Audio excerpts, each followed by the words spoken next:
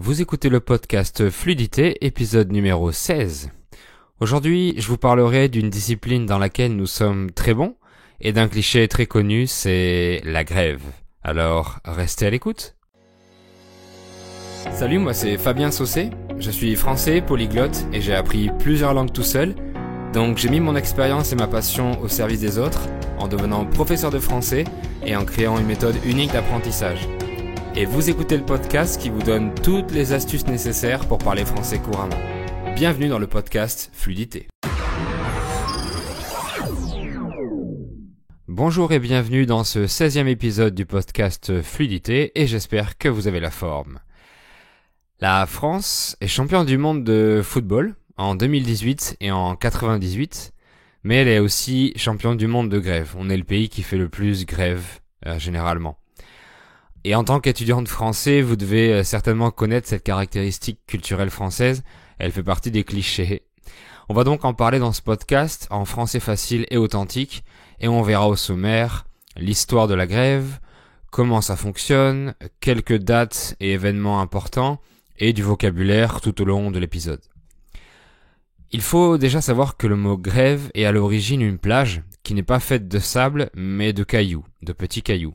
Vous reconnaissez en anglais le mot gravel ou en espagnol grava, qui se disent gravier en français.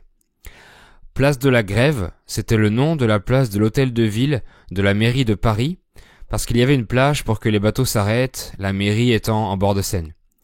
Sur cette place, il y avait beaucoup d'ouvriers qui se réunissaient pour trouver du travail. La grève, qu'est-ce que c'est ?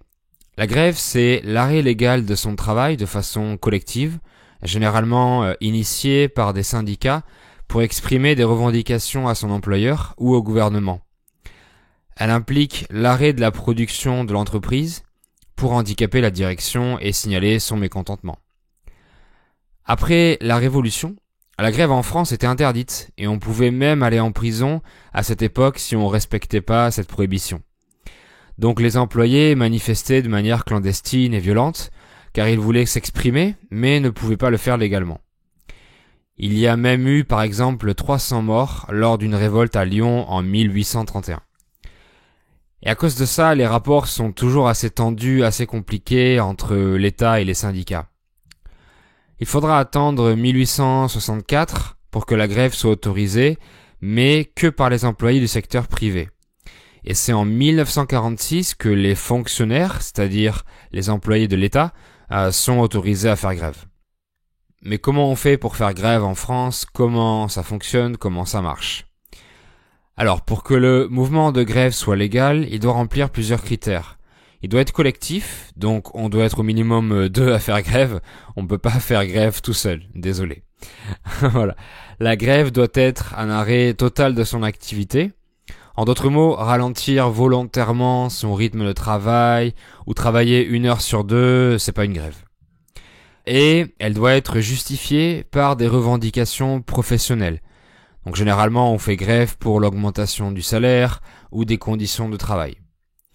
Et ce sont majoritairement les syndicats qui proposent les grèves aux employés. Un syndicat d'entreprise, c'est un groupement d'employés obligatoire pour les entreprises de plus de 50 salariés, et ce sont eux, les syndicats, qui représentent les employés pour communiquer avec la direction. Et généralement, dans les entreprises, tous les ans, il y a des réunions entre la direction et les syndicats pour parler des conditions de travail, pour tout ça. Sauf quelques exceptions, les salariés privés n'ont pas besoin de donner un préavis de grève. Un préavis, c'est tout simplement le fait de prévenir quelques jours à l'avance qu'on va commencer la grève. Donc les salariés du privé peuvent commencer du jour au lendemain. À la différence des fonctionnaires qui, eux, doivent avertir, prévenir au minimum 5 jours à l'avance. Oui, car beaucoup de services publics français dépendent de ces fonctionnaires, comme par exemple les éboueurs, ceux qui ramassent les poubelles, les transports publics, les hôpitaux et même le Louvre. Mais les services vitaux, comme les pompiers ou les militaires, n'ont pas le droit de faire grève. Et dans quelques-uns de ces secteurs publics essentiels, un service minimum peut être obligé aux fonctionnaires pour ne pas arrêter complètement le fonctionnement. Dans le secteur du transport aérien, dans les hôpitaux, pour les professeurs, etc. Il est interdit aussi pour les grévistes d'empêcher les non-grévistes de pouvoir travailler. Donc ceux qui font grève n'ont pas le droit de bloquer l'entrée des bureaux ou par exemple séquestrer un autre employé. Ça a déjà été fait, mais c'est pas légal. Quand un salarié fait grève légalement, il peut pas être licencié pour ce motif. Se faire licencier, ça veut dire to be fired, ser despedido de su trabajo. Donc, un salarié qui fait grève légalement ne pourra pas être licencié de son entreprise par son employeur. Par contre, l'employeur peut évidemment décompter et retirer les jours de grève sur le salaire, et en général, il le fait. Il y a des grèves qui ont marqué l'histoire par leur importance.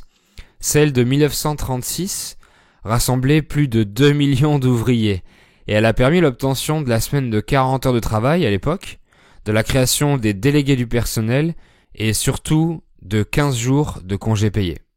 Je vous donne d'autres dates clés de grève qui ont amélioré les conditions de travail des Français et des Françaises tout au long de l'histoire. En 1945, mise en place de la sécurité sociale. En 1950, création du SMIC. Le SMIC, c'est le salaire minimum horaire que doit toucher un employé en France. En 2002, passage aux 35 heures de travail pour tous. Et le mois de mai 68, qui reste à ce jour l'événement social le plus important qu'a connu la France. Ce sont des étudiants qui l'ont démarré et plusieurs centaines de milliers de grévistes se sont affrontés contre les policiers sur les Champs-Élysées et la France a été paralysée pendant plusieurs semaines. Et lors de cette grève, le SMIC a été augmenté de 35% et les autres salaires de 10 ou 15%. Et vous connaissez sans doute les Gilets jaunes, mouvement qui a été lancé en novembre 2018 et qui a bloqué illégalement les routes et les ronds-points. Le gilet jaune est en fait un accessoire obligatoire à avoir dans sa voiture et à mettre en cas d'accident. C'est le chaleco amarillo ou yellow safety jacket. Donc beaucoup de Français en ont un. En fait, tous les Français qui ont une voiture, ils ont obligatoirement un gilet jaune dans le coffre ou dans la cabine ou dans l'habitacle pour le mettre en cas de besoin, en cas d'accident.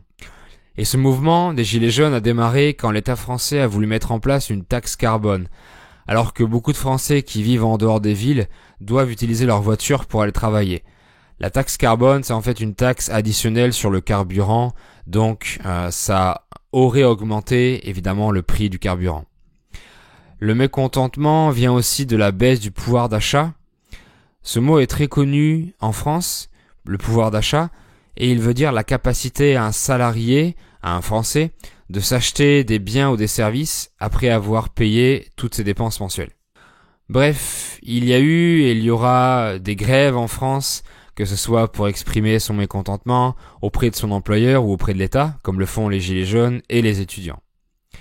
Voilà, j'espère que vous avez appris beaucoup d'informations sur la grève française, et vous pourrez avoir la transcription écrite de l'épisode, ce qui est très pratique si vous êtes débutant, ou si vous voulez réécouter l'épisode une deuxième fois en lisant le texte et en cherchant les mots que vous connaissez pas par exemple. Et n'oubliez pas que si vous voulez écouter du français, je vous propose toujours un guide gratuit de contenu et d'outils de plus de 80 pages avec les séries, les chaînes YouTube, les artistes du moment et toutes les explications et les liens cliquables directement dans le PDF. Donc vous allez sur lefonclechouté.com/es et vous téléchargez le guide gratuit PDF dans votre boîte mail. Je vous remercie d'avoir écouté ce podcast et je vous dis à bientôt pour un nouvel épisode. Bye.